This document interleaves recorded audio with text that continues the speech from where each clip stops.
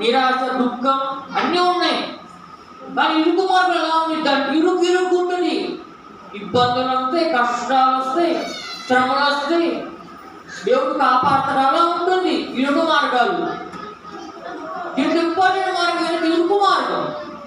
విశాల మార్గం నరకం వైపు తీసుకెళ్తుంది, ఇరుకు మార్గం పరలోకం వైపు తీసుకెళ్తుంది.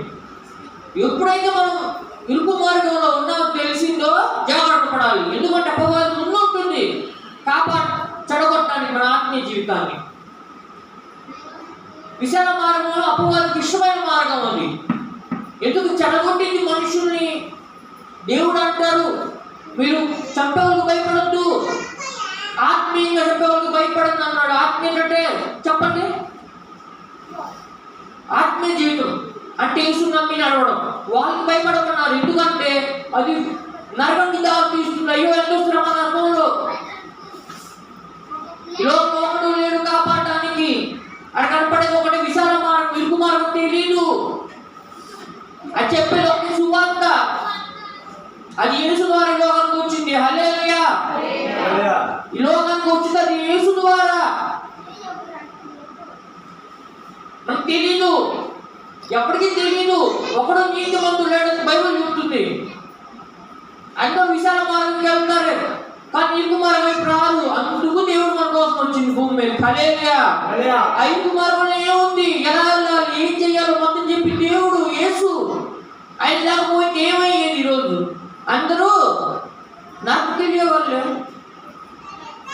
నా సువార్త ఏంటంటే ఇరుకు మార్గం, విశాల మార్గం. అది సిలువ సువార్త. సిలువ మన పరలోకం వైపు దారి చూపిస్తుంది. మరి ఏది? ఈరోజు అందరూ లేడు, అందరూ పాపం చేసి దేవుడు దూరమైన వాళ్ళే. ఇక్కడ అర్థమైందంటే యేసు ఒక్కడే పరలోక రాజ్య మార్గం. ఇంకెవరు లేరు. రాజు నమ్ముతా, అధికారులు నమ్ముతా, దేవుడు నమ్ముతా వేరు. యేసు 40 రోజులు ఉపవాసం ఉన్నాడు. ఎందుకంటే బలపడాలి, ఆత్మీయంగా బలపడాలి, ప్రార్థన ద్వారా బలపడాలి. ఎంతో మంది మోసాడు, సువార్త చెప్పాడు, ఎంతో మంది కాపాడాడు, స్వస్థపరిచాడు. దేవుడికి ఇష్టమైన వాడు యేసు. దేవుడు నడిచిపోబడ్డాడు. ఈ శిలువ సువార్తలు వచ్చిన దేవుడి ద్వారా. దేవుడు యేసు నడిపారు. ముందుకు వెళ్ళు, మనం కూడా నడుపుతాడు దేవుడు రోజు. ఈ విధంగా ఎప్పుడైతే రక్షణ పొందామో, ఎప్పుడైతే మార్గం పొందామో మనకు ఆటోమేటిక్గా మార్గం తెలిసిపోతుంది. నా సంతోషం ఉంది, సంపూర్ణ సంతోషం. అది దుఃఖం ఉంది, కానీ అది దుఃఖం చెడు దుఃఖం కాదు. అంత మంచి దుఃఖం కాదు, మంచిది. దుఃఖం కూడా మంచిది. అక్కడ అంటే అంతమంది ఏమంటారంటే అందరూ విశాల మార్గం వైపు వెళ్తారు, విరోధం వైపు. ఆ మార్గం ఏంటి?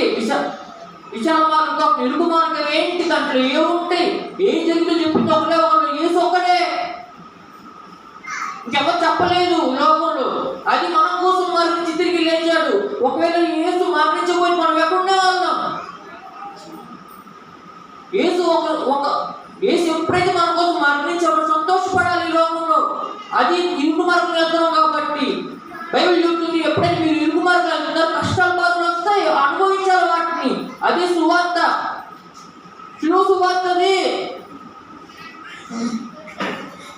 ఇక్కడ ఒకటి తెలుసుకోవాలి మనం. ఇంపార్టెంట్ ఏంటంటే ఎప్పుడైతే యేసు 5 రొట్టెలు 2 చేపల్ని ఆస్వాదించాడో అవి ఎంతమంది సరిపడ్డాయి? 5,000 మందికి.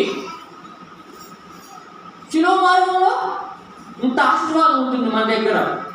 అర్థమైనా? అసలు చెప్పండి, ఈ మార్గం ఎలా ఉంటుందంటే ఆశీర్వాదకరమైన మార్గం. అది సువార్త. ఇదే శిలువ సువార్త. ఎవరైతే రక్షణ పొందారో వాళ్ళందరికీ ఆశీర్వాదం వస్తుంది, ఘనత వస్తుంది, నెమ్మది దొరుకుతుంది, సంతోషం దొరుకుతుంది. ఇవన్నీ విశాల మార్గంలో ఉంటాయి, కానీ అవి శాశ్వతం కాదు. ఎవరైతే ఇరుకు మార్గం వెళ్తారో వాళ్ళకి శాశ్వతం కష్టం రానివ్వండి, ఆ సంతోషపడమన్నాడు దేవుడు. ఎప్పుడైతే మనం సంతోషపడతామో మనకి ఆనందం వచ్చింది. కొంతమంది ఏడుస్తూ ఉంటారు నిరంతరం.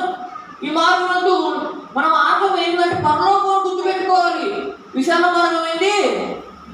చీకటి. ఇరుకు మార్గం పరలోకం గుర్తుపెట్టుకోవాలి, రోజు గుర్తుంచుకోవాలి. దేవుడు అంటారు, మీ అందరూ వెళ్ళాల్సింది ఎక్కడో కాదు, మీ గమ్యం ఏం చెప్పండి? పరలోక రాజ్యం. ఇరుకు మార్గం అంటే చేరుకునేది ఏ లోకం? పరలోక రాజ్యం. అది పరలోకం. ఇరుకు మార్గం ఇంపార్టెంట్ లేదు, ఎన్ని అబద్ధాలు సంతోషం సుఖం అనుకుంటే శాస్త్ర సుఖం ఇచ్చింది. ఏమంటే పరలోకం ఇస్తుంది, దీవెనలు ఇస్తుంది, ఆశీర్వాదం ఇస్తుంది, గిఫ్ట్లు ఇస్తుంది, మీ ప్రార్థనకి జవాబు దొరుకుతుంది ఇక్కడ. అది సులువు మార్గం. ఆ విశాల మార్గం, ఇరుకు మార్గం. మనం ఏం పోయాలి? సులువు మోయాలి. యేసువలే ఎవరైతే సులువు మోస్తారో పరలోకానికి వెళ్తారు. దేవుడు అంటే సిలువెత్తుకుని వెంబడించుడి. కొంతమంది అంటారు విశాల మార్గం ఇటు వెళ్ళొచ్చు, అటుగా చదువుకుంటారు కొంతమంది ఇరుకు మార్గం వైపు. అలా అనుకోకూడదు. ఎందుకంటే మనం ఏమి ఇస్తున్నామో అదే పోయాలి. అంటే చేసే ప్రతి పనికి దేవుడు జవాబు ఇస్తాడు, దానికి ప్రతిఫలం ఇస్తాడు. హల్లెలూయా. ఎప్పుడైతే మనం విశాల మార్గం ఎన్నుకున్నామో దాని తగిన ప్రతిఫలం అనుభవించాలి. మనం ఒకడు తప్పించుకోలేరు, ఒకడు తప్పించుకోలేడు.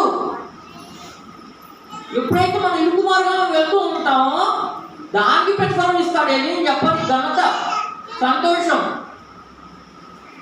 ఓ గుర్తుపెట్టుకోండి, ఇరుకు మార్గంలో యోగు శ్రమలు వస్తాయి, యోసేపు శ్రమలు వస్తాయి, యేసు శ్రమలు వస్తాయి. అన్ని మొయ్యాలి మనం.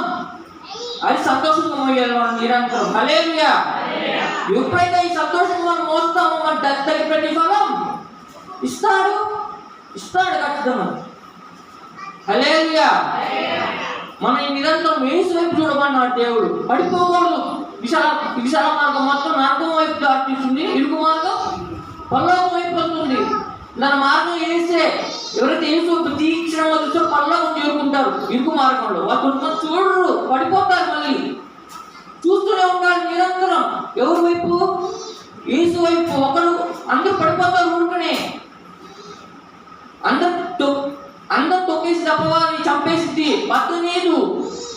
కానీ దేవుడి వైపు చూస్తూ నడవాలి మనం నిరంతరం.